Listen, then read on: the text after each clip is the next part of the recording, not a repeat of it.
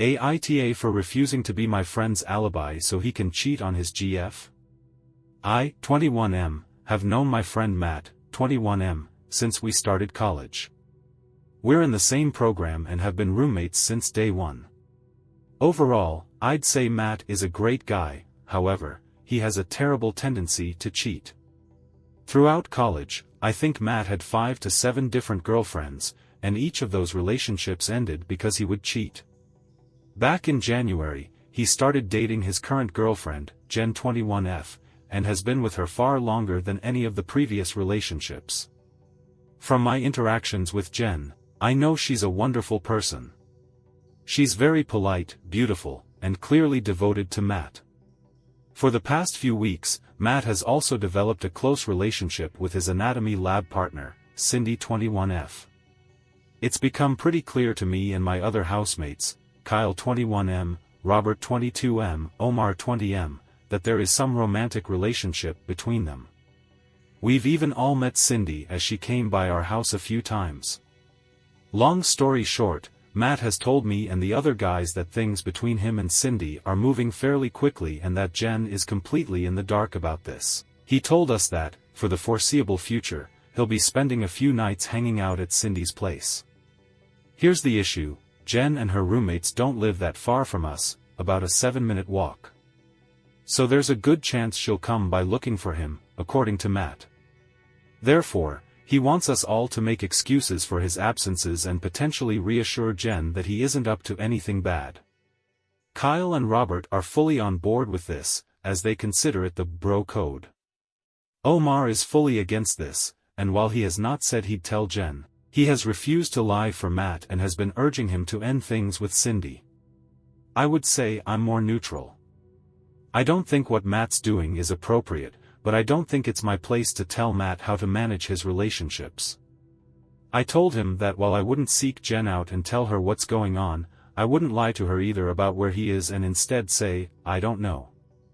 We all argued about this for a while, and the general gist of things is that Kyle, Robert, and Matt all think I'm being a bit of an ass for not being more cooperative.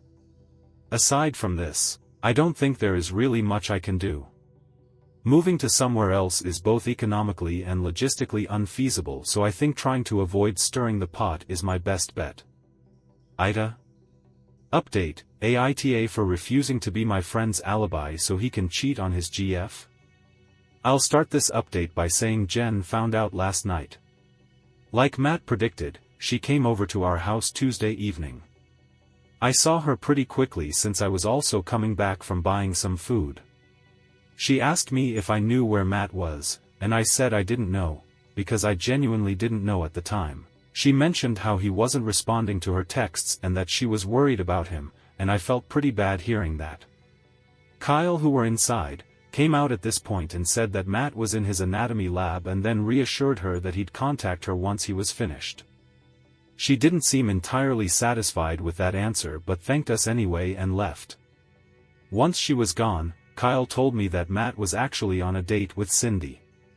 Since Matt sometimes brings Cindy over, he'll text the house group chat before they come over to ensure that Jen isn't around. He did this on Tuesday night, and Kyle did alert him that Jen had stopped by looking for him, so he stayed over with Cindy on Tuesday night.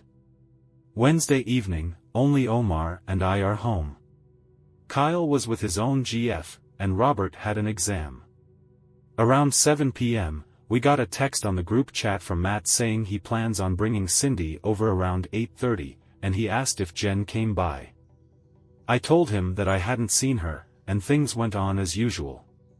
I'll add that Omar has refused to respond to these specific text messages from Matt, so there was an expectation on me to clarify if Jen was here or not. A little after 8 p.m., Jen comes by with one of her friends, Carly F21. They asked us where Matt was since Jen hadn't been seeing him a lot lately. Before I could even say anything, Omar told them to come back after 8:30, and Matt should be home. They left, and I did argue with Omar about his decision to tell them to come back since it was inevitably going to cause drama, but he didn't care. I did text Matt and told him about Jen potentially returning, but since he was driving, he didn't read the message. At this stage, I gave up trying to contact Matt and went up to my room. A little after 8:30, Matt walked in with Cindy, and not that long afterward, Jen and Carly returned. Omar let them in. Long story short, there was a lot of Jen yelling and Matt lying and apologizing. I didn't bother coming down since I could hear it all from my room. After about 10 minutes of this, Jen and Carly left. Matt sent Cindy home after this and was pretty pissed at what happened. I reminded him that I sent text messages, which he now saw, and Omar played dumb, acting like he didn't see Matt's message about him asking if Jen was home, but confirmed to him that he told Jen to come back after the first time she came because he didn't think Matt was dumb enough to go out with Cindy 2 nights back to back. Robert and Kyle came home after this point and I filled them in with what happened. There was definitely some tension in the house this morning, as Matt thinks this all could have been avoided had Omar been more helpful. He also partially blames Cindy for wanting to come over so often. Overall, Matt doesn't really seem to care that Jen found out and broke things off with him. He said that he'll try apologizing one more time, as he does prefer Jen to Cindy, and if she doesn't accept, he'll leave things as they are. As for Cindy, Matt has already told Kyle, Robert, and me this morning that he plans on ending things with her after the December exam season. He says that he wants to be single again by New Year's so he can have a fresh start. Kyle and Robert think this is pretty hilarious considering how much trouble he got into to be with her. Things have ended more smoothly than I thought, and I have made it abundantly to Matt to keep me out of his relationship woes. I have also asked Carly how Jen was holding up this morning as we share a class together. As expected, Jen was very upset about the entire ordeal, and she and her friends consider everyone at our house aside from Omar to be complicit and awful.